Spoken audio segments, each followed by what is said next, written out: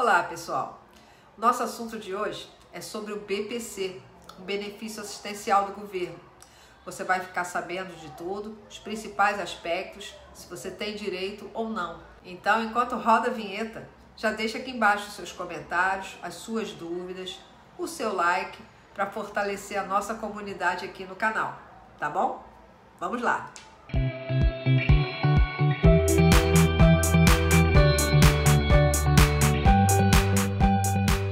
Quem tem direito a esse benefício assistencial, o BPC? Primeiramente, eu preciso explicar o que vem a ser esse benefício assistencial. O BPC, Benefício de Prestação Continuada, é um benefício pago pelo INSS, que visa garantir um salário mínimo para as pessoas que não possuem meios econômicos de prover a sua própria subsistência. Existem dois tipos de BPC, presta bem atenção. O primeiro é o benefício assistencial ao idoso, que é concedido aos idosos com idade acima de 65 anos.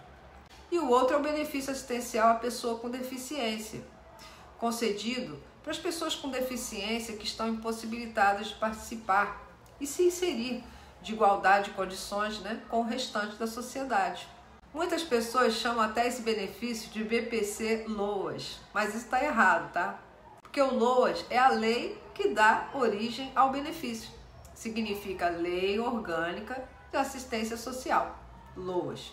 Esse benefício assistencial é garantia constitucional ao cidadão e está inserido lá no artigo 203, inciso 5 da Constituição Federal. E eu vou ler aqui para vocês.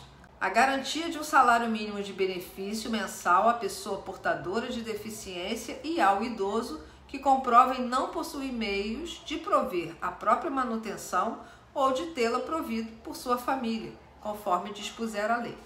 Então, gente, como a própria Constituição remete às disposições para a lei ordinária, em 1993 foi publicada a Lei Regulamentadora 8.742, chamada Lei Orgânica de Assistência Social, o LOAS. Em qualquer dessas modalidades que eu citei aqui, o benefício assistencial será sempre de um salário mínimo nacional. Eu vejo muita gente falando aí que o BPC também dá direito ao 13º salário, mas isso é fake news, tá? Isso é mentira. Hoje não existe nem previsão na lei, no LOAS, quanto ao pagamento de 13º salário no final do ano. Ou seja, são pagas 12 mensalidades anuais. O que eu sei a respeito, e eu falo aqui para vocês, é que está tramitando lá no Congresso Nacional a passos de tartaruga, né, gente? Porque quando o assunto é trabalhador, aposentado, pessoas com necessidades especiais e etc., a lentidão na tramitação chega a ser uma afronta, né? Mas está tramitando um projeto de lei para instituir o pagamento do 13º ao benefício assistencial de prestação continuada. Eu vou botar aqui, o número da lei, para quem tiver curiosidade, sobre esse projeto de lei, que é de 2016. Só para que vocês tenham sempre informação completa aqui no canal Denise Reis. O projeto de lei é esse aqui, o 4521 de 2016. Outra questão muito comentada é sobre a possibilidade do adicional de 25% para as pessoas que necessitam de acompanhamento permanente. Mas assim como o 13º salário, pessoal, não há na lei que autorize esse adicional para o seu beneficiário. Precisa estar contribuindo para o INSS? É uma pergunta que sempre me fazem aqui no canal. Não, gente, não é preciso que a pessoa tenha contribuído para o INSS. Só preencher os requisitos que eu acabei de mencionar aqui, tá? Como o próprio nome já remete, o benefício é da assistência social, visa garantir uma vida minimamente digna para quem está em situação delicada, independentemente de contribuições previdenciárias prévias. E os requisitos necessários, agora em 2024? Quanto a esses requisitos para obtenção do benefício, o idoso precisa ter 65 anos ou mais, comprovar o estado de pobreza ou necessidade. Já a pessoa com deficiência, pessoal, deve comprovar, além do estado de pobreza ou necessidade, que é o requisito socioeconômico exigido na lei, que possui também algum tipo de deficiência, como impedimento de longo prazo, Outra coisa também é que esse impedimento de longo prazo que eu acabei de falar, ele deve ser superior a 2 anos. E isso está onde, gente? Está na própria lei, 8.742 de 93, nos artigos 20, parágrafo 2º e 10º, para quem quiser se aprofundar aí melhor no tema, tá? Então, recapitulando, para ter direito ao benefício assistencial, a pessoa precisa necessariamente ter a idade mínima de 65 anos ou ser considerada deficiente, ou comprovar o impedimento de longo prazo, além também de comprovar a situação de vulnerabilidade social. E o que é considerado deficiência para fins de BPC? Gente, essa discussão ela é longa, mas você vai entender rapidinho aqui, eu tenho certeza. Ficou com alguma dúvida? Vai deixando aqui embaixo nos comentários que eu vou responder você, tá? Vamos lá. Para complementar a lei orgânica, o LOAS, o legislador, ele colocou lá no artigo 20, parágrafo 2º, o seguinte. Eu vou até ler para vocês exatamente o que está na lei. Para efeito de concessão do benefício de prestação continuada, considera-se pessoa com deficiência aquela que tem impedimento de longo prazo de natureza física, mental, intelectual ou sensorial, o qual, em interação com uma ou mais barreiras, pode obstruir sua participação plena e efetiva na sociedade em igual condições com as demais pessoas. Isso é o que se considera na lei como uma pessoa deficiente para recebimento do benefício, tá? E essa redação que eu acabei de ler, ela foi dada em razão do advento do Estatuto da Pessoa com Deficiência, que é uma outra lei, a 13.146, de 2015, que passou a adotar um conceito mais amplo do que é deficiência. Em razão disso, passamos a deixar de lado aquela ideia que a deficiência necessária para o recebimento do BPC é aquela que capacita a pessoa para os atos da vida, independente ser para o trabalho, né? Entenderam a sutileza, mas a importante atualização da lei?